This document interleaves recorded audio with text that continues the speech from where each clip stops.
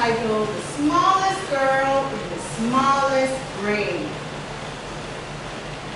The smallest girl in the smallest grade. She's so small. Hardly anyone noticed Sally McCabe. Sally McCabe was so small.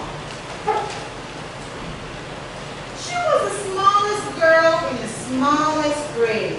Here is Sally. Sure, her name could be heard in daily roll call, and she marched with her books down the same school halls. But hardly anyone noticed young Sally McCabe. And they certainly didn't know, or at least didn't mention, that Sally was paying extra special attention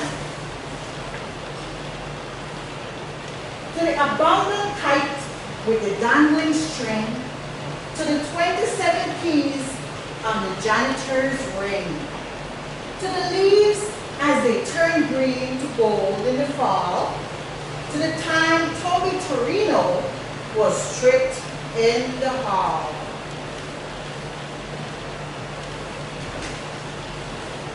She watched as the wildflowers tipped towards the light and heard the howl of a hound dog late one night. She was there when the stray cats, who normally fought, conducted a meeting in the church parking lot. She saw Kevin McKee push off a slide, and with oncoming tears he wanted to hide. And she never forgot that parent-teacher day when Billy's much larger father suddenly dragged him away.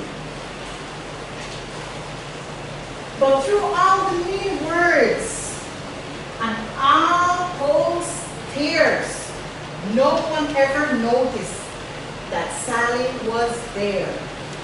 And they certainly didn't know, or at least didn't mention, that Sally was paying super extra special attention. She'd seen how a whisper could make someone cower, like a bulldozer crushing through fields of wildflowers. And it kept piling up. They discarded debris, those beautiful kites tangled in trees. So on February 3rd at 11:29, Sally stepped straight out of the lunchroom line. She said, "I'm tired of seeing this terrible stuff. Stop hurting each other. That is enough." Now a few laughs out came, or didn't care that there was some girl with her hand in the air. But then something super special happened that day as Howard O. Henry suddenly set down his tray. Like waves rolling in, one after another, first Molly rose up, then Michael's twin brother. It was Tyrone and Terrence, then Amanda and Paul, who pushed out their chairs and stretched their arms tall. From the friendly lunch lady with the dishes she carted to that new third grade teacher who had only recently started.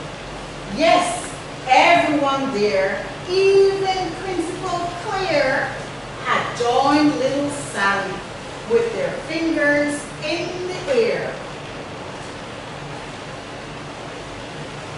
And though hound dogs were destined to howl at night, and most stray cat meetings would end up as fights, and kites would continue to get stuck in trees, they all felt a moment like the janitor's keys, fastened together with a heavy steel ring that held all the secrets to unlock everything.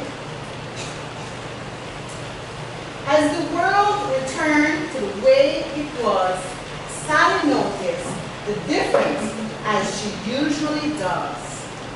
When Billy paused briefly to open the door for Mrs. Connell and the 17 more. Or when Molly scorched over to make some space on the coral riser for Ellen and Grace. These moments that often get taken for granted, a wildflower appearing that no one had planted. The swing soon resumed their rhythm and sway, and day turned to night and night turned to day. People remembered and would quite often mention that Sally had been paying super extra special attention, and how the world could transform and change could be made by the smallest girl in the smallest grave. The